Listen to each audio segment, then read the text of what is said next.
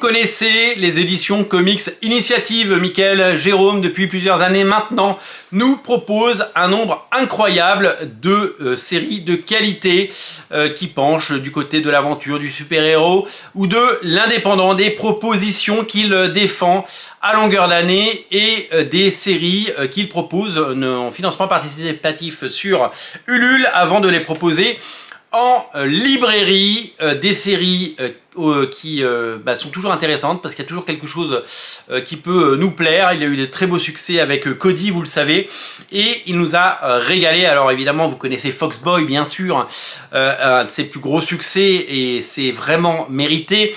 On a parlé l'année dernière beaucoup de mon gros coup de cœur qui s'appelait Come Home Indio de Jim Terry, qui était une série, un graphic novel absolument génial. Je vous ai donné tout l'amour que j'ai pu recevoir à la lecture de Mon Parrain, la Bonne Fée, qui est une véritable claque et qui est un des meilleurs comics de ce début d'année, un des meilleurs graphic novels. C'est de la bande dessinée anglo-saxonne, si vous voulez, appelez ça comme vous voulez. L'auteur est américain, le dessinateur est anglais, il habite en Écosse. Deux auteurs assez incroyables que j'ai eu la chance de croiser et de rencontrer quand ils sont venus en France à l'occasion d'Angoulême. Je ne les ai pas vus à Angoulême, je les ai vus à Paris. Récit absolument fabuleux. Et en fait, sort le 23 février un bouquin qui a été donc financé. Certains d'entre vous l'ont déjà, certainement déjà reçu. Ce bouquin m'a attiré par sa couverture. Et ce bouquin, vraiment, j'avais envie de plonger dedans. C'est une autrice qui s'appelle Brianna Lewinsom, excusez-moi, je ne suis pas assez coutumier du fait, et ça s'appelle Ephéméra. C'est le petit format, vous le savez, ce format absolument génial chez Comics Initiative, un format qui nous permet de découvrir une histoire complète, ce qu'on appelle donc des graphic novels, de la BD un peu indé, et c'est une sorte de thérapie, une nouvelle fois, que nous propose cette autrice. La petite Brianna que vous voyez à l'image nous raconte ses souvenirs d'enfance. Certains sont en boucle, certaines reviennent la hanter. Son frère qui tombe dans les ronces.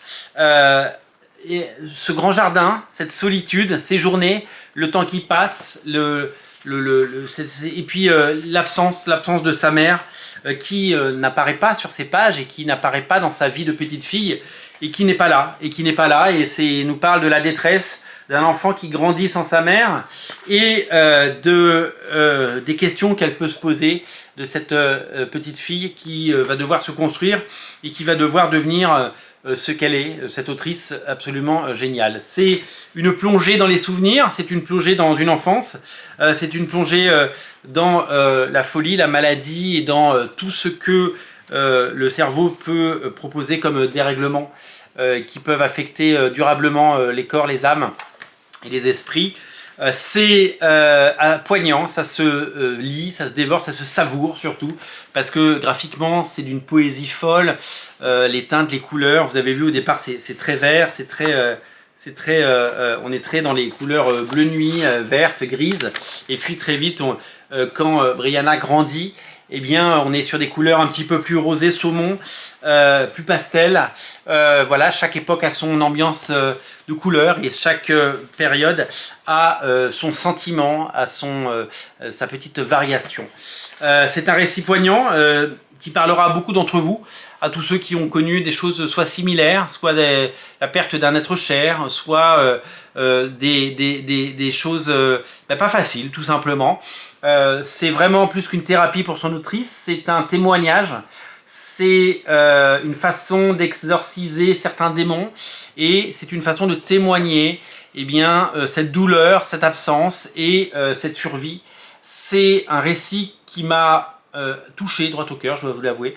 Je suis une nouvelle fois séduit par la proposition qu'a pu nous faire Michael à travers ce récit, parce que vraiment, c'est un nouveau coup de génie et c'est un nouveau... j'entends, j'ai envie de lui dire, mais où est-ce qu'il va trouver ces très bonnes séries, quoi. Alors, évidemment, elles sont éditées, pour la plupart en tout cas, en Angleterre ou aux États-Unis avant de nous arriver en France, mais il faut pouvoir les trouver, il faut pouvoir les dénicher, il faut pouvoir les amener en France, pouvoir les proposer, les vendre, séduire un public. Et c'est la force de Comics Initiative. cette diversité, et c'est le génie de Michael de nous amener dans des territoires dans lesquels on ne serait pas allé, de nous faire découvrir des pépites et des merveilles.